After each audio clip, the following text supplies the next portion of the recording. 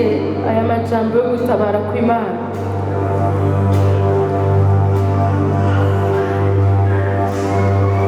Ndasoma mu Kirundi n'igifaransa.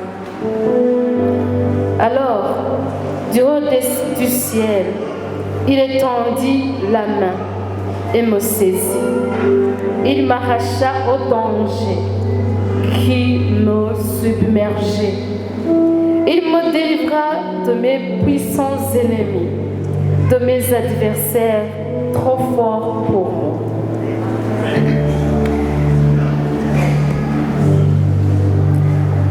Ankiza atuma ukuboko ari hejuru aramfata andoba mu mazi menshi. Hano mu gifaransa havuga ngo ankiza amarushwa yanje yarandengeye nk'uko amazi arengera umuntu.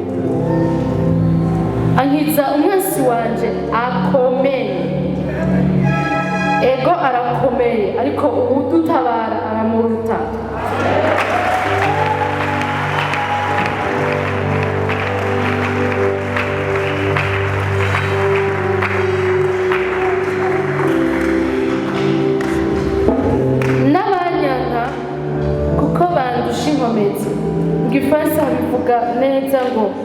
Il me délivra de mes puissants ennemis, de mes adversaires trop forts pour moi. Ego bari bakurusha inkomezi, ariko umutabazi wawe nawe abarusha inkomezi.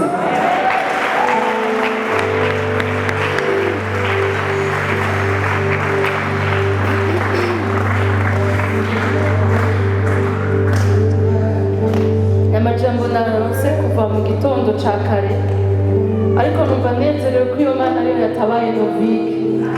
Numva nezerewe ko iyo Mana ariyo yatabaye n'abandi.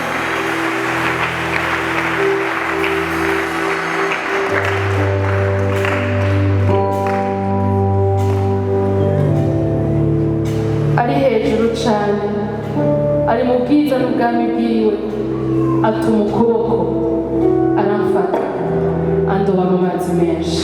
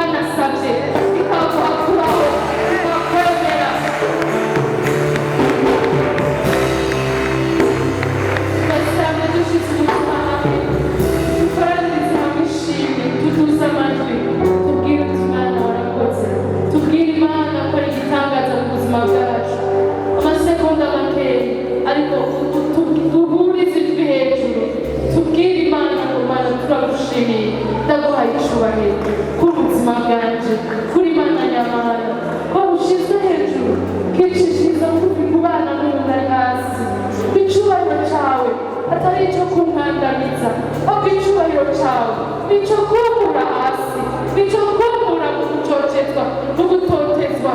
Shimira Imana. Yesu turaguhaye icyubahiro, duhurije amajwi yacu hejuru tugushima kuri Imana ikora ibikomeye mu buzima bwacu, kandi twakirira ishimwe n'indirimbo n'amashyi n'ibindi byose twarimo turavuga, kandi turacabandanya. Turagukomeye amashyi wagira icyubahiro. Amen. Haleluya. Amen. Amen. Abagizi bakiri hano dushikanira Imana, tubandanye gutazira Imana, ariko twashimye kubanza gucisha twakirane. Haleluya. Twakirane hagati yacu.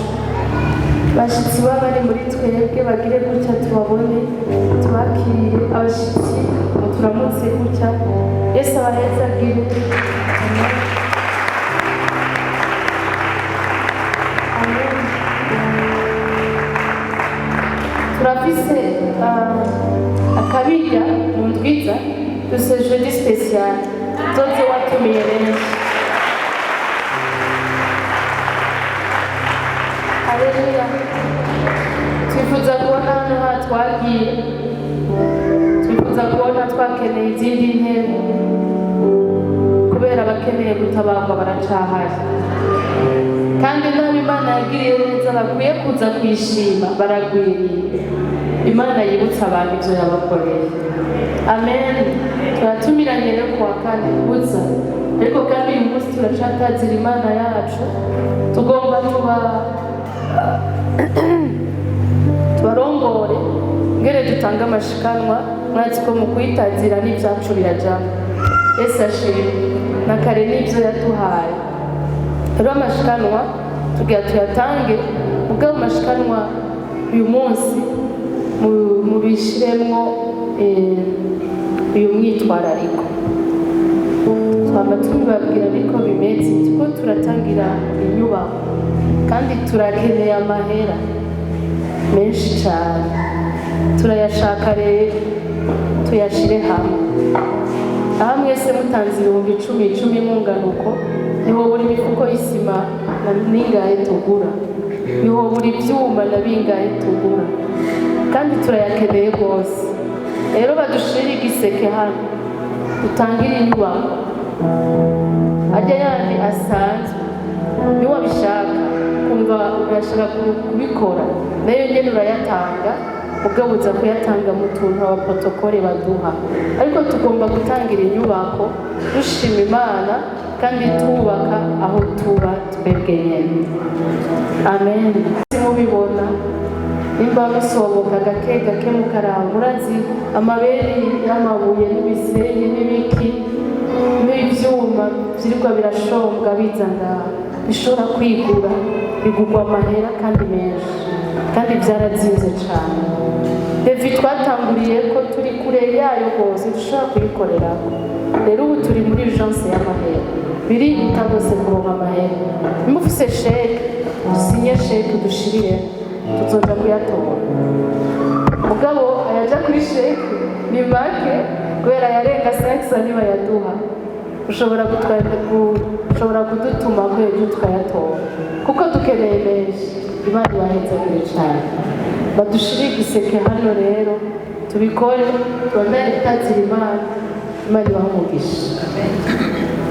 Turashaka kwakira pasiteri sinzi ngene ndabivuga, ni couple y'abakozi b'Imana buzuranye ubuntu bw'Imana bwinshi. Ndabona rero muhera ikibazo ko muhera kuri seruko kuko mu muryango. Rero twakire umuryango wa George, couple pastoral diaconale mugishira muzuranye ntagire wabuze. Imana ishimwe cyane. Rero turabakiriye baraca bashikano baturamutse inyuma y'amashikano, pasiteri rero bakasengera amashikano. Imana ibahezagire cyane. Amen.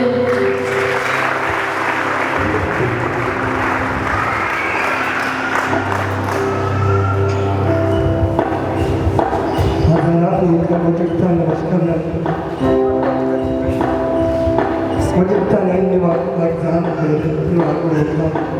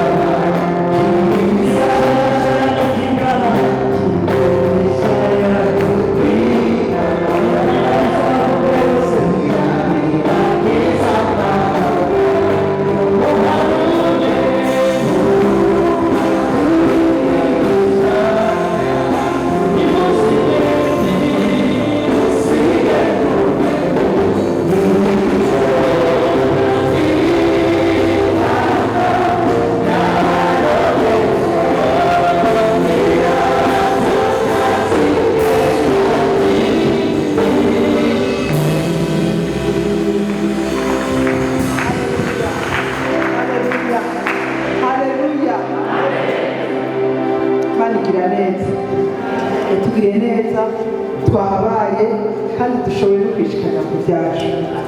Yaciye inzira mu buryo butangaje.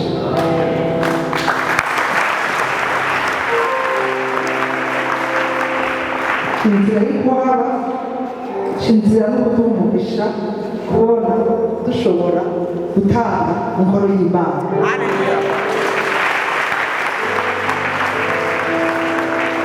Ahantu henshi aho hanze amahera ariko ava mu mufuko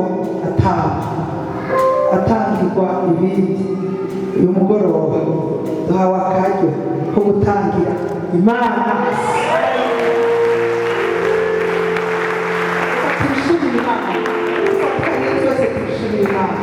Habwa icyubahiro Imana yacu. Urakomeye, wagize neza, wadukuye hirya no hino mu bitandukanye. Uyu munsi urukundo rwawe rwadukwegereye mu gakiza. Uyu munsi urukundo rwawe rwadukwegereye mu ngoro yawe. None rero abamwami turahatotahaye, rero abamwami washize mu mitima yacu urukundo rwo kugukuza natwe. Dushobora kugushikanya no mu byacu.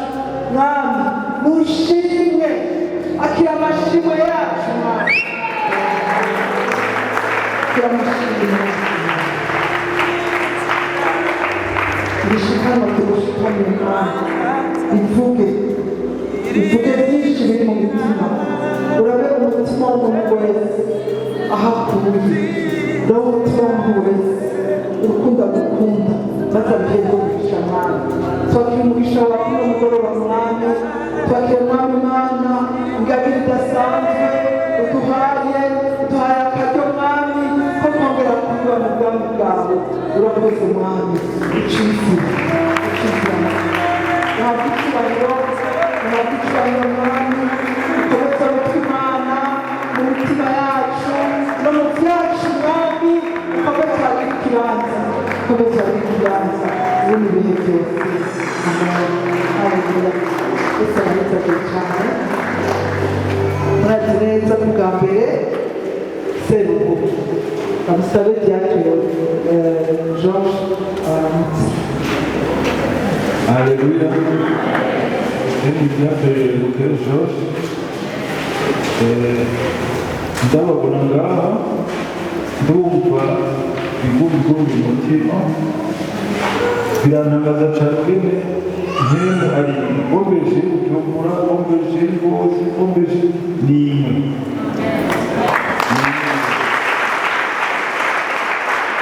Ubuzima rero twebwe bombeje batwitaye ko ari isengero ry'abakozi. Isengero ry'abakozi kubera ko muri bombeje tuguma dutwenga dutaza Imana turyohewe, aho uciye bakabona yuko ari umugani usanga bashaje rwose ubwoko bwakoresha neza kuko bisa naho kuba yuko atangorane dufise mugabo Imana dusenga turayishyira hejuru y'ibyo bintu byose ugasanga bicitse ubusa bwose.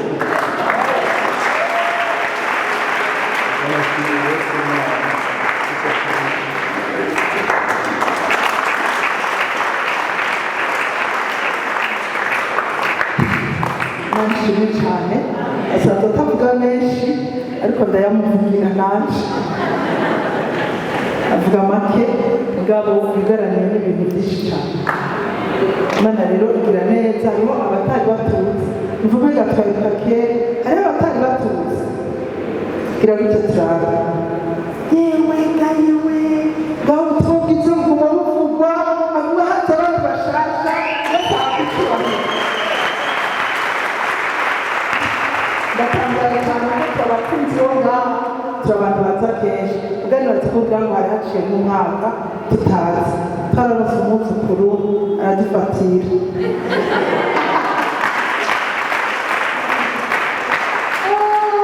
Bari kubatera agakuru ntabwo itwazo na rumwe dufise dukwiye kugumamo. Yesu yaragira neza, turi nk'uko yababariye Diacre George nanjye ni Pasiteri Christine, turi abakozi b'Imana ku ishengero ry'umwungeri mwiza Bujumbura. Turubatse tumaze imyaka 29 twubakanye, dufise abana 4.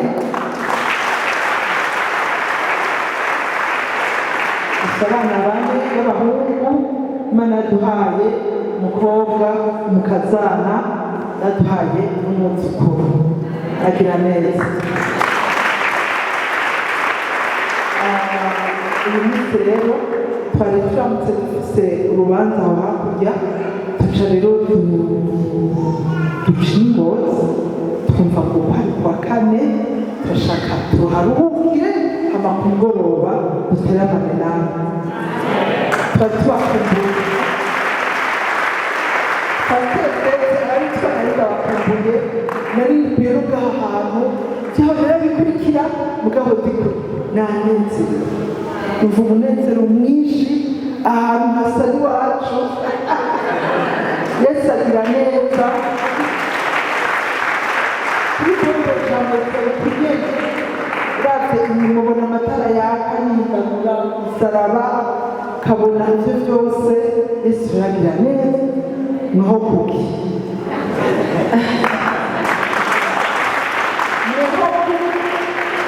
hama ikindi canezereye cane mugabo canumva reka ndakivuge, murateye ubwoba abantu bwawe. Imbeho iri hano mwamenye ngene munsi y'umugana gutya cyangwa mwegajeje twakugana gutya nyene hariya kumugana jeje gutya mu mbeho yabo no mu kuri yabo, murateye ubwoba.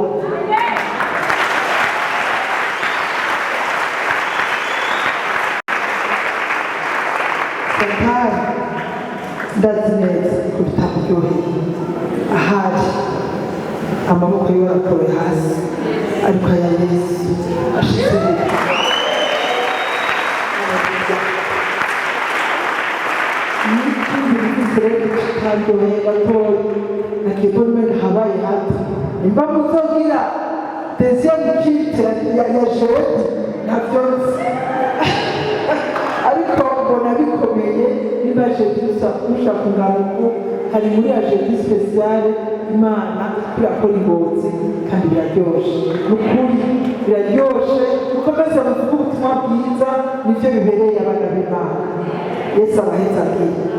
Umva rero nanyumva afise ijambo ryo kwaramutsa gatoya ngira ngo sinzi iminota. Mbeje dukorera ku rutonde, hari ibyo kwiha byose, iminota bampaye ndayibahiriza. Ego nashimye ko ntabasanga no mu rutonde. Imana ishimwe cyane. Nanumva ijambo ryo kubaramutsa mfise ku mutima muri no minsi iriko iranyubaka. Dimanche navuze ubutumwa bwiza kuri Eglise Bujumbura, nararivuze ko kandi namwe numva nobabwira ko ni ijambo rivuga ko dufise ububasha mu Mana, twahawe ububasha. Ntitukagende turi bamagara make, ntitukagende twikegera, ntitukagende twibaza ngo turacari babandi.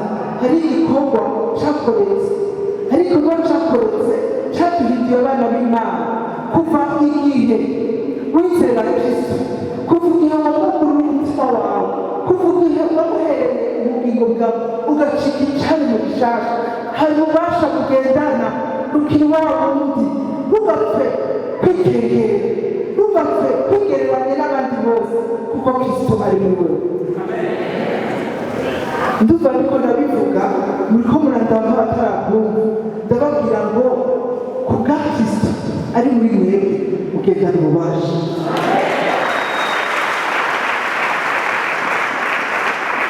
Ikindi gihe Yesu yatumye babiri mu ntumwa ziwe, arababwira ati mugende munzanire indogobwa n'inyana yayo, murasanga hari zirikiye mubizanire.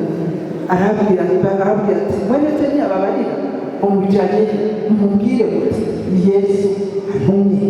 Haleluya, ni Yesu antumye. Baragenda bajana ubwo bubasha bwa Yesu nyene, maze barayizana barayimuzanira. Mbere n'ikindi gihe atuma intumwa zibiri ziriko ziramaza ati none turasangira hirya Pasika. Aravuga ati zibiri nyene, ati mugende murabona umugabo ikoreye agakono gakarabo, mumukurikire mugende mugendere inyuma yiwe, nimwashikiriwe mumubwire muti umwami adutumye ngo twereke aho dutegurira ibya Pasika. Mugende muvuga muti aradutumye, hama murabibona maze bigenda uko nyene kuko bajanye ububasha bwande bwa Yesu nk'uwabatumye. Iri jambo mvashaka kubasomera riri muri Yohana igice cya 14 umurongo wa 12 n'uwa 13.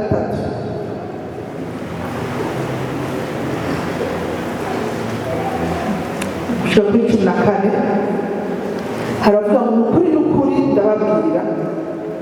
Yohana igice cya 14 uhereye ku murongo wa 12 gushika kuri 14. Nukuri n'ukuri ndababwiye unyizera ibikorwa byawe nkora nawe azobikora kandi azokora ibiruta kuko jewe ngiye kwa Data, kandi icyo muzosaba cyose mu izina ryanje nzogikora kugira ngo se ashimagizwe Umwana.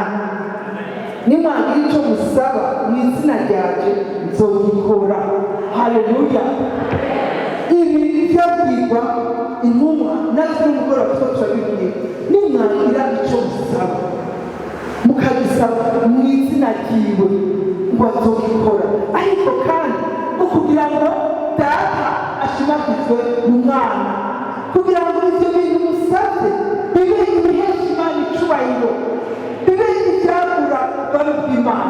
Barakubwire gatwatse ko pasiteri avuze ngo barakeneye amahera yo kubaka. Twabonye hari nafashe ibyago cyane kugira ngo n'ubwo ibyuma biraba bishinze na ntibihage n'indabiro bikeneye kuba be nk'uko abivuze. Hamwe usaba Imana wisaba Imana ndashaka na jewe sifise, urabona ko nafise sifise unye mugabo ndashaka kugusaba umpe kugira ngo ushobore kugushikanira. Mbega Imana ndiyo mbega sibyo guhesha icyubahiro Imana yacu no kugira ngo Imana ishimagizwe mu Mwana. Kandi muri iryo tsinda muri twasenga tugasaba Imana tutabishaka mu nzira ya Yesu Kristo ibintu bikoreke. Si jewe je saba ubwiza bwawe Imana izobikora. Bedakwati nuwasaba ngo n'uwandi bakizwe bahinduke Kristo bave mu kugatana kugira ngo Umwami ashimagizwe, kugira ngo Imana ishimagizwe, kugira ngo ubwiza bw'Imana buze. Ukabisaba mu nzira ya Yesu Kristo, mbega ntazobikora? Azobikora. Haleluya. Niryo jambo ry'intasho ndabazaniye. Indi jambo rikavuga mu cete cya Yohana cya mbere igice cya 5 umurongo wa 14 kuva ngo mwasaba ibijyanye n'uko jewe ngomba no kugomba kwanje nzokoreka. Haleluya.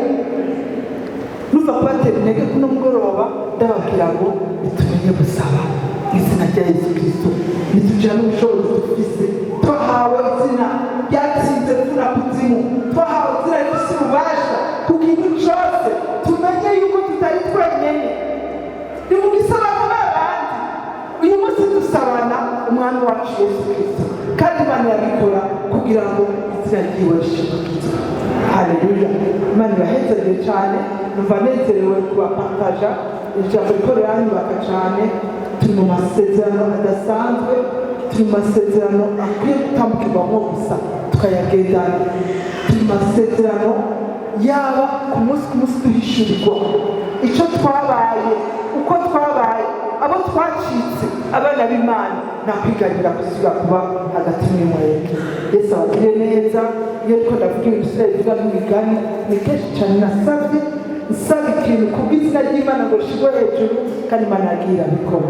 Ndashimira agakiza mu muryango, ndashima iteka ikora kandi biteye n'ibindi birushirije. Yesu abahezagire, abagire neza. Turabakunda. Nzogaruka ikindi gihe mfise umwanya wiyaguye gusumba aha. Yesu abahezagire.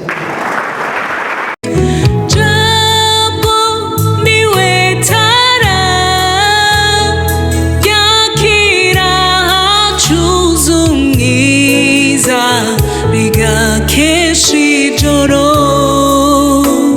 ry'umubuzima